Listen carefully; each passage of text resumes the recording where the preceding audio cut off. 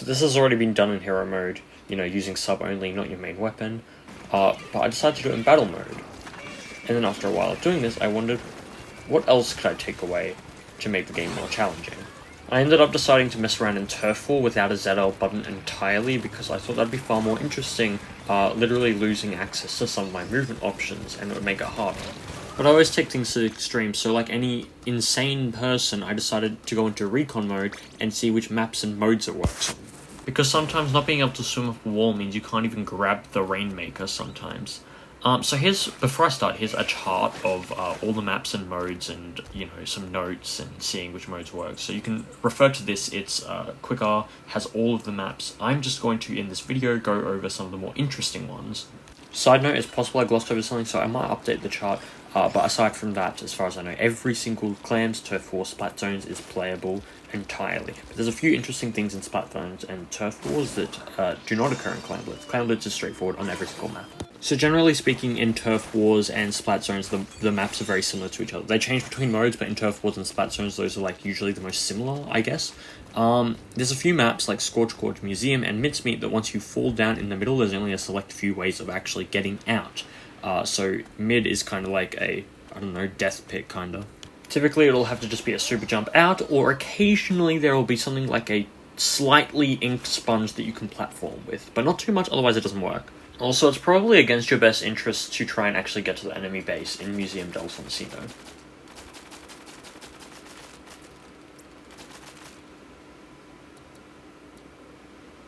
I hope by now you see what I mean. That's Turf and Splat Zones out of the way. Now, if my chart for tower control is confusing because there's a lot of zip caster in there, just consider how it's pretty much going to be nearly impossible to climb the tower most of the time just by swimming. So to actually get a push started, a lot of the time you'll need to use Zipcaster from a certain point so that by the end of it you will land back on the tower. I actually thought that Eel Tail was impossible initially because you can't exactly really get to the checkpoint, which is normally where you would start the Zipcaster from in most maps in order to land on it, but there's no way of actually getting to that. However, I was sorely mistaken. I wish I could say the same for Mincemeat. Anyway, the last map of interest for tower control is Mahi Mahi Resort, because if you look at it, it looks perfect at first. You can jump straight on the tower until you realise the water level changes.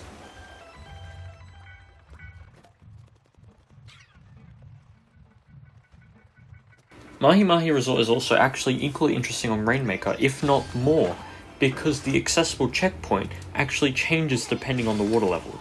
In Rainmaker without Squid form, there's a few things to consider, like which checkpoint you can actually get, if at all, and whether you can reach the knockout goal, or if there's only a certain point limit you can reach but can't actually get on top of the goal. For maps where you can't actually reach the KO goal, normally the limit is 4, but Hagglefish is a bit extra special because if you get a specific jump, you can move the counter one more spot. I tried doing the same on Eel Tail, but it didn't seem to work as far as I tested. Even when you can't actually get the KO goal, some maps are really interesting to try out anyway. So for example, we have Mincemeat, a Rainmaker here. For example, to get this checkpoint, this is the only checkpoint you can get on this map. To get this checkpoint, you have to actually go around. But you can boost your points a few spaces by jumping up against the goal first and then going around to actually get the checkpoint goal. Lastly, the same also applies on Inkblot, both the checkpoint and the final goal. So take advantage of these wherever you can in Rainmaker. Anyway, that was all super dumb and pointless, but it was fun testing out. I don't know, maybe give it a try in private battles with your friends, and I was stupid enough to make a build for this. That's all I have to say, I'm signing off now.